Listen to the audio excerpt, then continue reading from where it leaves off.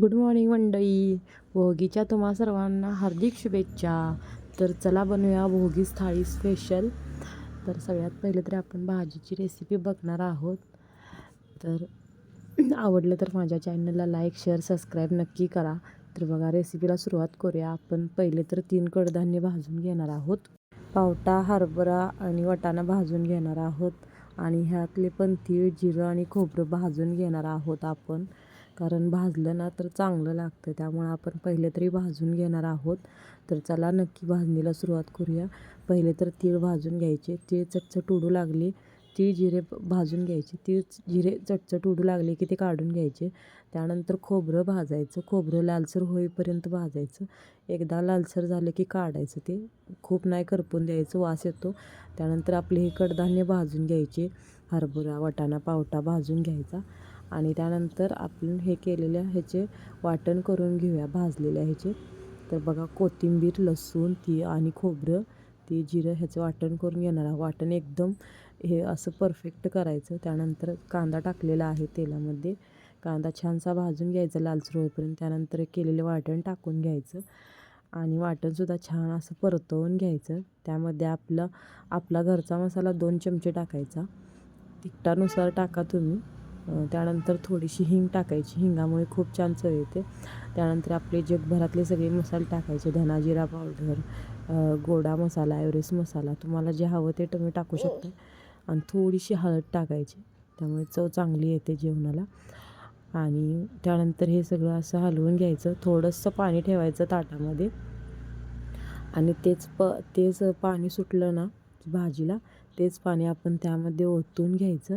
तर बघा मस्त असं हे झालं, मसाला भाजून झालेला आहे. बघा कसं तेल सुटलेलं आहे, छान, खूप छान. तर ह्यामध्ये आपण आधी कडधान्य शिजवून घ्यायचे आहेत गरम पाणी घालून. आणि त्यानंतर बाकीच्या भाज्या आपण टाकून घ्यायच्या आहेत. तर मी यात टाकला वाटाणा, पावटा आणि हरभरा टाकला. हे चांगलं परतवून घ्यायचं. गरम पाणी ओतायचं, गार पाणी ओतायचं नाही, नाहीतर चव चांगली येत नाही. तर हे पहिलं तर शिजवून घ्यायचं. आणि हे शिजत आलं की त्यानंतर बाकीचं आपलं सगळं टाकायचं. आणि बाकीचं आपण सगळे बाकीच्या भाज्या आपण सगळ्या टाकून घेऊया. तर बघा ह्या पण भाज्या आपण टाकून घेतलेल्या आहेत. ह्या पण छान अशा परतवून घ्यायच्या. 5 मिनटं ठेवायचं शिजायला. तर बघा झाली आपली भाजी शिजून तयार. कशी दिसते मंडळी भाजी आपली. तर त्यानंतर बघा मग भात करायला घेऊया राळ्याचा. त्यामध्ये 2 चमचे मूग टाकलेले आहेत मी आणि 1 वाटी राळा तांदूळ घेतलेला आहे. तुपात चांगला तांदूळ परतवून घ्यायचा आहे भाजून. त्यानंतर त्यात गरम पाणी घातलेलं आहे. आपल्या चवीनुसार मीठ टाकून घ्या तुम्ही. आणि त्यानंतर ह्याला 2-3 शिट्ट्या देऊन घ्यायच्या आहेत. तर हे चांगलं आधी हलवून घ्यायचं. मीठ सगळीकडे लागलं पाहिजे.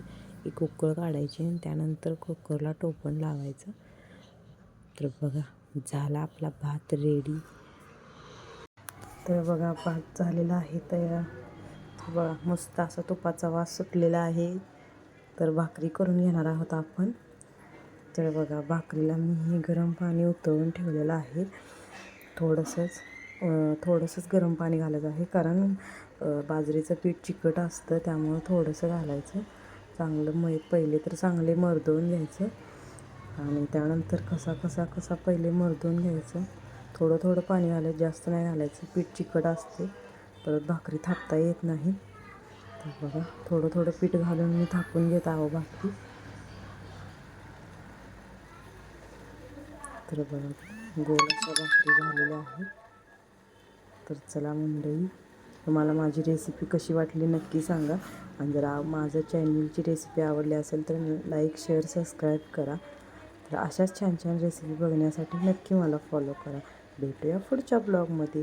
बाय.